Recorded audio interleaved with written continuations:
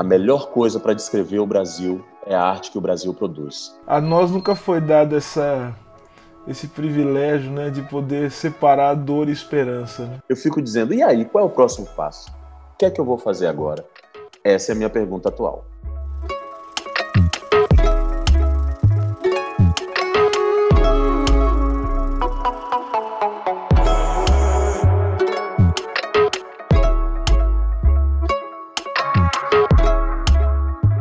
Olá, sejam bem-vindos ao Entre Linhas, que é esse quadro do canal em que eu entrevisto algumas pessoas que eu considero que são fundamentais para o Brasil, para a gente pensar o nosso mundo tal como ele se estabelece hoje, pensar os caminhos para que nós possamos sair dessa encalacrada que nós estamos vivendo, e pessoas que são fonte de inspiração permanente para aquilo que eu faço, para aquilo que eu produzo, para aquilo que eu planejo. E a pessoa que a gente vai trazer aqui hoje não é diferente, não. É uma pessoa que tem servido de fonte de inspiração não só para mim, mas para muita gente no Brasil, por conta do seu talento, por conta do cuidado com que realiza o seu trabalho, da excelência, e também pelo fato de ser um homem que não se furta a se posicionar diante das questões políticas fundamentais do nosso tempo. Estou falando aqui do ator, do diretor, do apresentador, do escritor Lázaro Ramos. É com muito orgulho que eu recebo o Lázaro Ramos aqui no Entre Linhas. Só que antes da gente conversar com o Lázaro, eu quero te pedir uma coisa. Quero te pedir para você se inscrever no canal, para você curtir, que eu tenho certeza que você vai curtir, porque o convidado de hoje não deixa margem para a gente pensar o contrário. Se você curtir, compartilha. E se compartilhar, comenta. Comenta, faz seu comentário. Eu quero saber o que você achou, quero saber o que você tem a dizer diante da conversa que eu vou ter com o grande Lázaro Ramos. Lázaro, prazer ter você aqui, uma alegria muito grande, uma satisfação, um orgulho, uma honra. Não sei nem como falar, né? Porque você sabe o quanto eu gosto de você, você sabe o quanto você é querido, o quanto você é importante para o Brasil. Seja bem-vindo ao Entre Ô, Linhas. Silvio, eu faço suas minhas palavras também. É muita alegria poder estar aqui batendo esse papo com você.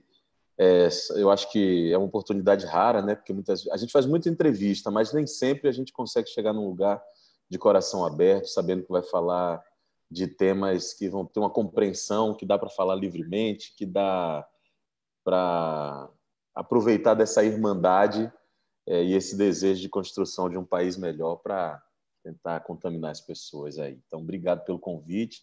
Sou seu admirador, não é de hoje, e estou feliz de estar aqui também nesse grupo seletíssimo de entrevistados. Me sinto honradíssimo. Imagina, você só brilhanta essa minha aventura aqui no YouTube, né? Que seja já tá valendo a pena já, só ter você aqui. Querido, quero, na verdade, conversar com você sobre questões que relacionam tanto a dramaturgia, relacionam dramaturgia, política. Quero falar um pouco sobre o papel do artista diante de um momento como esse que a gente vive. E já começo a minha primeira questão justamente falando a respeito desse ponto, ou seja, você é um homem que tem uma carreira que é originado, você tem origem num grupo de teatro que tem inevitavelmente, né, indubitavelmente uma posição política, que se posiciona diante do mundo, até pela forma com que e pelo lugar a partir do qual realiza o seu trabalho. E hoje você, com a projeção que tem, como é que você vê o seu papel como artista, estou falando como artista de uma maneira geral, diante de um mundo em que se apresenta hoje diante de urgências, né? Ou seja, a gente tem que alguma coisa vai ter que ser feita. E diante disso, como é que você vê o seu papel como artista e o papel da arte diante dessa conjuntura que se apresenta diante de nós? Talvez eu te dê uma resposta aqui, Silvio, que não seja muito estimulante, mas como eu te disse, me sinto confortável para conversar com você sobre esses conflitos que a gente vive. Assim, tem uma compreensão que eu tenho, é de que a arte, com certeza, abre portas, que a arte tem a possibilidade de transformar, mas nem sempre ela será suficiente. E está aí esse ponto que os meus 42 anos de idade me trazem uma certa melancolia ao falar sobre esse assunto. A arte, hoje em dia, vem sido tratada como vilã por uma parte da sociedade, não é por toda a sociedade, mas por uma parte, e isso me deixa um pouco entristecido, porque eu estou aqui porque sou fruto da arte. Eu sou fruto do bando de Teatro Olodum. Quando, com 15 anos de idade, sem saber quem eu era, sem saber qual era meu papel no mundo, sem saber como eu poderia transformar as realidades que eu vivia, eu encontro esse grupo e, de repente, vejo que tem uma perspectiva aí. Um grupo que estava se reunindo sem patrocínio, um grupo que estava se reunindo com atores vindos da periferia, de grupos de teatro ou sem nenhuma experiência, e que disseram assim: temos uma voz, ela precisa ser escutada e a gente vai levar isso para os palcos. Esse é o Bando de Teatro Olodum na minha vida. Foi quem me deu a régua e o compasso para saber qual era a minha função no mundo. Foi exatamente esse grupo. Mas, ao mesmo tempo, eu acho que a arte fica mais poderosa mesmo quando ela se associa com outros setores da sociedade. Tem coisas que provocam transformação que são do poder público, dos governos, das políticas públicas. E isso, hoje eu não consigo mais falar assim. Talvez se eu estivesse dando essa entrevista para você há 10 anos atrás, sem chegar no Rio de Janeiro, eu ia estar falando somente do brilho e do poder transformador da arte, que tem também. Mas hoje eu me sinto obrigado a falar sobre isso e trazer essa reflexão. Para mim, pessoalmente, inclusive, é um lugar de insatisfação. Me lembro muito de algumas entrevistas que eu fiz com o Espelho, e várias pessoas de mais idade, com uma trajetória maior, sempre disseram assim: não fiz tudo que eu gostaria, não fiz tudo que eu acho que eu podia. E hoje eu estou vivendo um pouco esse momento, porque o meu desejo era, por exemplo, ter coragem de entrar para a política partidária. Meu desejo era ter coragem de me candidatar a alguma coisa. Então eu sinto que falta sempre. Às vezes o brado da arte não é suficiente para provocar as transformações. Claro que sensibiliza, claro que provoca. Mas eu hoje convivo com uma falta achando que tinha que fazer mais, que poderia fazer mais, que devia fazer mais, mas me sinto amarrado por tantas outras coisas. Uma dessas coisas que me amarra e que eu acho muito positiva é saber que hoje em dia eu tenho uma função na vida de várias pessoas, né? Essa função de inspirar, de provocar, de estar presente em locais que nem sempre a nossa presença é possível ou aceita. E eu tenho consciência da importância disso também. Mas hoje a minha relação com a arte, não sei se pela pandemia, ela é uma relação de muita reflexão para entender quais são os caminhos possíveis, de qual é o próximo passo que eu deveria dar. Eu tenho pensado muito nisso. Qual é o próximo passo? A gente está vivendo esse período de tantas crises, né? Crise política, crise econômica, crise civilizatória. Crise civilizatória. E sabendo do poder da arte, do poder da palavra, eu fico dizendo: e aí, qual é o próximo passo? O que é que eu vou fazer agora? Essa é a minha pergunta atual. Mas a gente vai ficando mais velho e me parece que essa questão da falta e da necessidade de complementar essa falta, mas não a partir de uma autossuficiência, mas da relação que a gente desenvolve com o mundo, ela se torna mais acentuada. Então, assim, teve algum momento na sua vida que você não se sentiu nessa incompletude? Eu acho que sim. Eu acho que sim. Eu acho que sim. Acho que quando eu não tinha perspectiva de mundo, acho que os meus primeiros anos no bando de Teatro Olodum, para mim já estava tudo resolvido. Eu já estava tão pleno ao poder estar no palco, vivendo aqueles personagens, podendo fazer Zumbi dos Palmares, podendo fazer Sancho Pança, podendo criar espetáculos como Cabaré da Raça ou Paió. Aquilo, para mim, já era meu mundo e já estava tudo suficiente. Mas isso também é fruto da ignorância, né? Ignorância é uma bênção, como dizem, né? Aí, quando você vai caminhando mais um pouquinho, você vai vendo qual é a realidade mesmo. E quando você vai ascendendo socialmente, não dá para falar disso também, né? Você vai ascendendo e você vai ficando mais solitário. A minha ascensão social é absolutamente associada a uma solidão. Eu acho que essa sensação de incompletude é essa, né? Eu sinto falta de pares em algumas situações e lugares. Acho que por isso, inclusive, que eu fico passeando por tantas profissões. Primeiro, porque assim, como artista, como comunicador, eu entendi que vai me trazer muita saúde eu exercitar as mais diversas linguagens, ou seja, eu poder fazer uma peça como o topo da montanha. falando sobre a última noite de vida do Martin Luther King, com um discurso mais direto, e, ao mesmo tempo, fazer Mr. Brown, que fala do mesmo assunto, mas de uma outra maneira.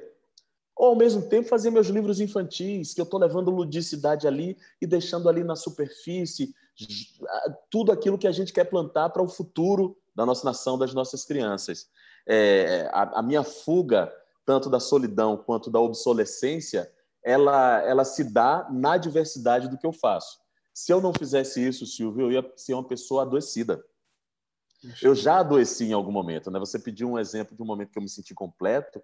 Eu já tive completo nesse momento ali no bando, ou até quando eu cheguei aqui no Rio de Janeiro, e também já me vi muito adoecido, porque eu ficava ali sentindo aquelas coisas, sem ter muito com quem conversar, sem saber o que fazer. E sou salvo todos os dias pela arte. A arte é cura. Para mim, a arte hoje em dia tem a ver com saúde. A minha saúde mental e física, ela se dá através das várias manifestações artísticas que eu tenho possibilidade de exercitar. Bom, existe um cinema negro. Eu acho que o cinema negro brasileiro, mas tem um cinema negro também que se dá em outros lugares. Você tem o cinema negro nos Estados Unidos, que eu acho que tem uma grande referência, né? E lá existe... E quando você fala do cinema negro, você está falando não apenas da concepção, você não está falando apenas do roteiro, né? E nem está falando dos profissionais envolvidos, da cor da pele, você está falando de todo um processo de formação que vai do roteiro, que vai também das questões técnicas do filme, que vai inclusive também da produção, né? Ou seja, você tem ali o financiamento, que estão de alguma maneira compromissados com essa questão da luta antirracista ou do antirracismo e que tem essa visão sobre o ser negro no Brasil. Então você está me dizendo também que me parece que existem características específicas que fazem com que a gente possa dizer que tem um cinema negro no Brasil, porque tem uma tradição. Estou me lembrando aqui do Zósimo, né? Enfim, estou me lembrando de todos esses pioneiros, né, que o Joelzito mesmo, que foram fundamentais para abrir caminho para que houvesse um cinema negro. Mas ao mesmo tempo você me diz assim, puxa, mas a gente sempre fica nessa coisa da representação, né? Não tem a presença, outra no que você disse. Porque assim, você tem diretores negros, mas sempre ficam sendo aqueles solitários, né? Aqueles que todo mundo quer alcançar, mas que poucos podem alcançar, justamente porque não existe todo um processo de base material. E além da base material, você tem também o que você me colocou, que é um problema que eu sinto no coração e que todo o tempo eu falo para meus alunos, meus orientandas. A gente pratica... Meu pai me falava como jogador de futebol, meu pai foi goleiro do Corinthians. Ele dizia o seguinte: nós negros, a gente não tem um espaço do aprendizado porque a gente não tem um espaço do erro.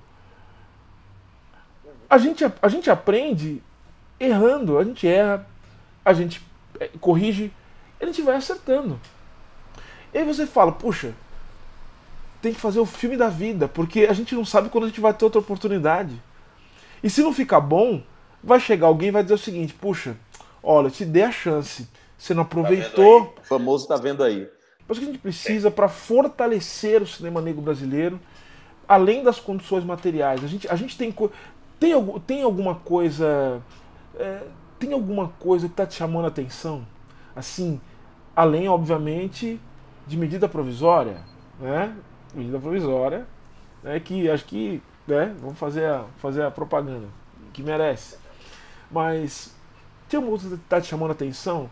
Você acha que tem uma juventude que está preocupada com isso, que está pensando nisso, e que passando esse período de desgraça profunda que a gente está vivendo no Brasil, acho que a gente vai ter uma base, pelo menos uma massa crítica, para construir políticas culturais no Brasil e que amparem o surgimento do cinema negro? Para mim é muito difícil hoje em dia falar sobre política cultural porque eu não tenho noção do tamanho do estrago que está sendo feito. Nas políticas de promoção da cultura no nosso país, eu não sei quando a gente consegue reverter isso. Isso, para mim, é uma incógnita. Não sei se resolve em 5, 10 anos. Eu particularmente acho, não sei se eu estou muito pessimista, estão dizendo que eu estou muito pessimista. Mas eu tenho motivos para isso. A questão é, eu acho que a gente perdeu uma geração. Eu concordo. Eu acho também. Eu concordo. A sensação que eu tenho é essa. Aí, tentando fazer um exercício mais generoso, por outro lado, Eu tenho encontrado e conhecido tantos jovens, homens e mulheres negros, roteiristas, cineastas, que estão com novas ideias, variedade de temas, variedade de formatos de produção. Claro que sempre em formatos muito modestos financeiramente, né? Precisa falar isso. E isso não mantém o mercado, né? Você faz um filme que é uma exceção, que vai para um festival e etc., mas isso não mantém a constância de produção. E isso me dá alguma esperança. Essa turma que está com novas linguagens, Viviane Ferreira, Juliana Vicente, Jota, Glenda, enfim, Ari, não queria ficar citando para não ser injusto, mas eu vejo algumas oficinas de roteiristas, eu vejo gente tão boa, tão capacitada. Acabei de fazer um filme, inclusive escrito pela Maíra, sensacional, um filme de comédia, inclusive. Acabei de filmar aqui. O roteiro dela muito bom. Isso me dá fé, me dá esperança, porque tem uma coisa que ninguém tira da gente, né? Sempre gostamos de ouvir história. E continuamos a gostar e continuaremos a gostar. Então, contadores de história bons, eu acho que a gente tem. Como a gente vai viabilizar isso é a grande pergunta. Se acompanhar meu canal, você vai ver que eu estou fazendo uns vídeos sobre quadrinhos, né? Eu sou fã incondicional de quadrinho. Gosto de quadrinho, gosto de super-herói, gosto de filme de super-herói. Estou vindo te mostrar uma coisa aqui, ó, só para você. Deixa eu ver se tem luz aqui, se dá para ver. Olha só. Gente, você que me você não conseguiu sair dos anos 80. Não saí. Eu olha também ele reinando. Olha quem está reinando aqui. Olha, tem o Fred Krueger. E tem o Pantera Negra. Eu vi o nosso rei T'Challa aí. Tá aí, T'Challa tá aqui também. Paz! Então, eu sou fã de quadrinhos, sou fã de filme de herói. Vou fazer uma pergunta assim que... O que você mais gosta de filme de herói, desse filme de super-herói? Quais que você acha... Agora vamos voltar, vamos fazer um melanger, vamos colocar um tom mais grave, mas ao mesmo tempo falar de um assunto que parece ser um assunto mais contraído.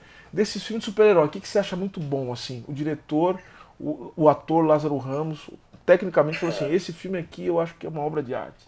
Não tem como não falar do Pantera Negra, né? Porque o Pantera Negra é um marco, né? É um marco em todos os sentidos. A experiência que eu tive no cinema ao ver o Pantera Negra a primeira vez, eu voltei para a minha adolescência e eu vibrava de um jeito, e aqueles rolezinhos que tinham naquela época, da juventude se juntando para ir para o cinema, os aplausos que tinham. Aí depois, quando eu fui ver os Vingadores... E antes do T'Challa entrar, quando entrou a música, no dia que eu estava no cinema, a plateia aplaudiu só por ouvir a música de Wakanda, é revolucionário, né? Fez um bem a uma geração inteira e eu me incluo nessa geração. Não tem como falar, eu acho que é o maior... Acho que você está se referindo ao Guerra Civil, né? Quando ele aparece, Brasil. Que filme, né? Exatamente. Que filme. Exato. Agora eu tô meio nas séries, né? Eu tô, assim, o The Boys, não sei se você já viu. É sensacional. Sabe que eu não conhecia, eu vi a série e é curioso, né? Vou te contar uma curiosidade aqui, né? Contar pra você, mas todo mundo vai ficar sabendo, porque todo mundo vai saber, né? Todo mundo vai ver isso aí. Você sabe que eu assisti The Boys, eu tinha acabado de sair da minha feitura, né? Tinha acabado de sair, aí eu tava ali ainda no resguardo, aí pegava no tablet, assim, assistia The Boys. Que coisa impressionante aquilo lá, né? Eu vi a primeira temporada. A segunda eu achei sensacional. A segunda maravilhosa. A gente tem algumas novidades, por exemplo, como Dion. Você já viu Dion? Não vi. Você tem que ver, é um super-herói, é do Netflix essa série, é um super-herói negro, é um menino que ele tem 9, 10 anos, né, João? É só uma estimativa, uns 8 ou 9 anos. Uns 8 ou 9 anos. John tem que assistir, porque esse é outro que aqui em casa faz muito sucesso.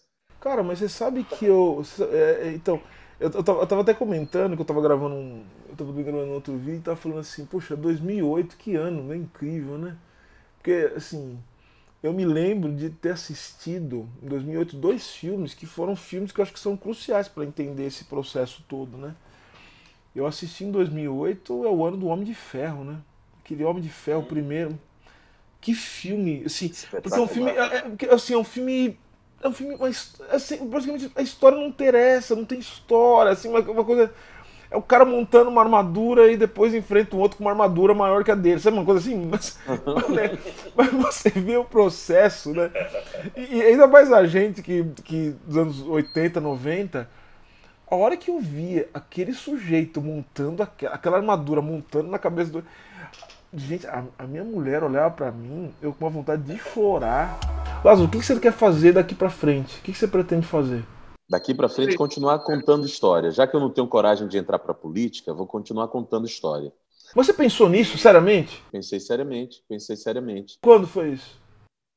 Ah, 2 anos. De 2 anos para cá. De 2 anos para cá. De 2 anos para cá. Pensando mesmo, assim, porque, sei lá, né? A gente fica sempre tentando usar a favor as qualidades que a gente tem. Tem algumas coisas que eu tenho visto na carreira como ator, essa possibilidade de agregar pessoas, que é uma coisa que eu gosto muito de fazer, de tentar trazer novas ideias, de ter um olhar que compreende que o mundo é diferente e que a gente tem que tentar equilibrar essas diferenças. Eu fiquei em algum momento com essa ilusão de que daria para eu enfrentar esse lugar aí. Mas não sei se tenho capacidade emocional para enfrentar o que é a política no Brasil hoje, né? Hoje, todas as pessoas que eu conheço que vão enfrentar essa luta, eu sempre desejo saúde antes de qualquer coisa, porque é uma luta inglória, muito injusta. Hoje, que tem as fake news, que tem a destruição de reputações, e que tem as máquinas, as grandes máquinas financeiras que estruturam a nossa política brasileira hoje em dia.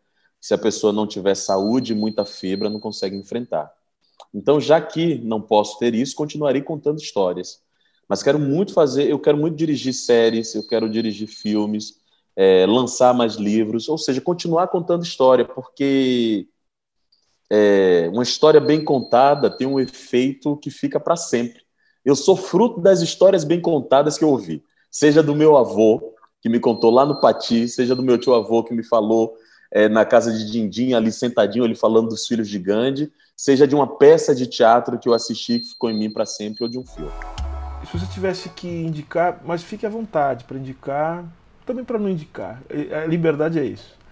Filmes, livros. No seu caso faria muito sentido ser filmes, mas eu acho que livros também seriam muito bem-vindos, né?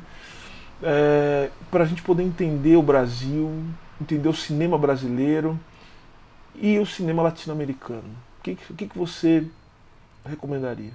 É tanta coisa, eu fico até com medo de ser injusto, né? Não vou cair no Torturado, porque o Torturado todo mundo está falando, mas o Torturado é muito bom, né? É a primeira coisa que me veio à cabeça. Mas eu corroboro a sua indicação e quero mandar um abraço para o Itamar Vieira Júnior, que além de ser um grande escritor, né, o maior escritor que nós temos hoje, né, enfim, reconhecido como tal, é também uma figura muito muito especial, né? As entrevistas dele, a inteligência, o compromisso que ele tem, né? Então eu corroboro a sua indicação, né? Não precisa ter receio não, porque é bom a gente tem que ratificar. Então eu vou fazer uma salada aqui, porque tem assim, tipo Torturado, David Lodge, o livro Terapia, já é um livro antigo e é um autor antigo, mas eu gosto muito dele, enquanto linguagem, temática, é muito legal. A nossa boa e velha Conceição Evaristo, sempre, sempre. Teresa Cárdenas, cubana, autora, maravilhosa. Aí, ó, Cuba, Inglaterra, Brasil, Bahia, né? Falar Bahia é um país para mim. Para nós. Agora, no audiovisual, é tanta coisa que está acontecendo agora. Eu vou voltar a falar da Ava DuVernay, porque eu acho que ela está fazendo um trabalho belíssimo. Enquanto produtora, eu acabei de ver um filme que ela produziu, que é maravilhoso, Tigre Branco. Não sei se você já assistiu. Assisti. Produção da Ava DuVernay. Fiquei surpreso, inclusive, dela produzir esse filme. Então, eu vejo que ela tem uma visão que é completa, né? Enquanto produtora, enquanto roteirista, enquanto diretora. O Olhos que Condenam é difícil de assistir, mas é fundamental, né? Eu tive muita dificuldade de assistir, mas é fundamental. Então, a Ava é uma mulher que eu estou prestando, uma cineasta que estou prestando muita atenção nela, no que ela faz, no que ela propõe. Ela é muito inspiradora. E eu ouvi muita música também, né, Silvio? Já que você falou que está resgatando esse lado aí, acho que a gente tem que ouvir música todos os dias, voltar a ouvir nosso Jorge Ben, a gente ouvir Lineker, Martinália, Jorge Aragão, nossa, tanta gente, tanta gente. Acho que, inclusive, porque a gente falei tão grave de algumas coisas aí, eu acho que talvez o que mais de lindo tenha no nosso país seja justamente isso, que o que melhor explica esse país é a arte que é produzida aqui. Eu acho que esse período tão difícil que a gente está vivendo nunca será superior a uma música de Cartola. A melhor coisa para descrever o Brasil é a arte que o Brasil produz. E disso eu tenho muito orgulho, inclusive, de fazer parte dessa família e de saber que meu filho, João Vicente, que está ouvindo essa entrevista aqui, quando ele tiver adulto, com a minha idade, 42 anos de idade, ele vai ouvir Cartola e vai ser uma parte do Brasil que ele vai se orgulhar muito. Puxa vida. E ele vai ter muito orgulho mesmo, porque primeiro pelo pai que ele tem, pela mãe que ele tem, enfim, pela família incrível e ele tem muito e é interessante, ele tem que saber que ele tem muito que se orgulhar, assim, porque se nós estamos aqui hoje, se o pai dele está dando entrevista para esse moço aqui, né? Eu quero que ele saiba, eu quero mandar um abraço para ele, eu sei que ele está me ouvindo aqui, dizer que ele não apenas ele tem que ter orgulho da família dele, enfim, do país que ele vive, apesar de tudo, porque é um país que resiste. Dizer que a gente tem muito orgulho dele também. Eu tenho muito orgulho dele, né, porque ele é o resultado, né, de tudo isso que a gente está tentando fazer. E vai dar certo. Né, quero que ele saiba que vai dar certo. A gente está fazendo isso aqui, essa entrevista, a gente está conversando sobre isso, tentando propor caminhos para entregar para ele um mundo melhor do que a gente recebeu.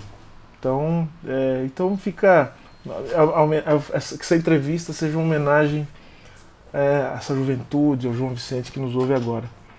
Fico muito feliz. Lázaro, muito obrigado, viu? Nossa, eu que agradeço, Silvio. Poderia ficar conversando aqui com você durante horas, porque é bom falar sobre caminhos. Às vezes a gente fala mais sobre dor, né? Quando a gente fala sobre caminho, vem um pouquinho mais de esperança. Cadinho só, não muita para não adormecer. Porque na verdade, Lázaro, a nós nunca foi dado esse privilégio, né, de poder separar dor e esperança, né?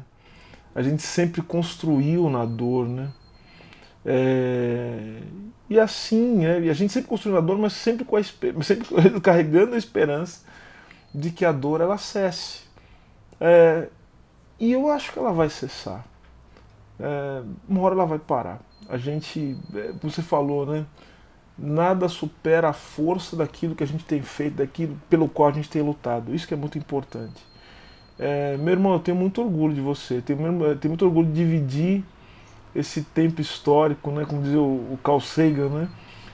Para mim é um imenso privilégio poder estar no mesmo planeta que você, né? Diante da vastidão do espaço, né? Da imensidão do tempo.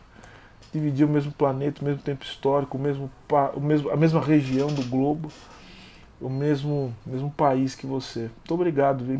Apesar que o seu país é a Bahia. Mas eu tenho passaporte de lá, até porque sou casado com uma filha de baianos, enfim, eu posso entrar na Bahia de vez em quando. Muito obrigado. Eu que agradeço, Silvio. Você sabe a admiração que eu tenho por você. E fico muito feliz de cada vez mais a sua voz estar alcançando novas pessoas, novos lugares. E a minha fé, a minha esperança é nisso, né? É nessa linguagem que a gente está construindo junto aqui, tentando melhorar esse cantinho do mundo que a gente vive. Obrigado demais também por sermos parte dessa mesma geração. Obrigado, meu irmão. Gente, esse foi Entre Linhas com o pai do João Vicente, Lázaro Ramos. É uma honra ter você aqui, é uma honra ter vocês aqui nos acompanhando. E fica o meu convite, né, para você acompanhar o canal, se inscreva no canal, porque eu fico muito feliz de ter você aqui junto com a gente. Tá? Então, se inscreva no canal, curta, compartilhe o vídeo, comenta. Esse foi o Entre Linhas. Muito obrigado, a gente se vê no próximo. Até mais.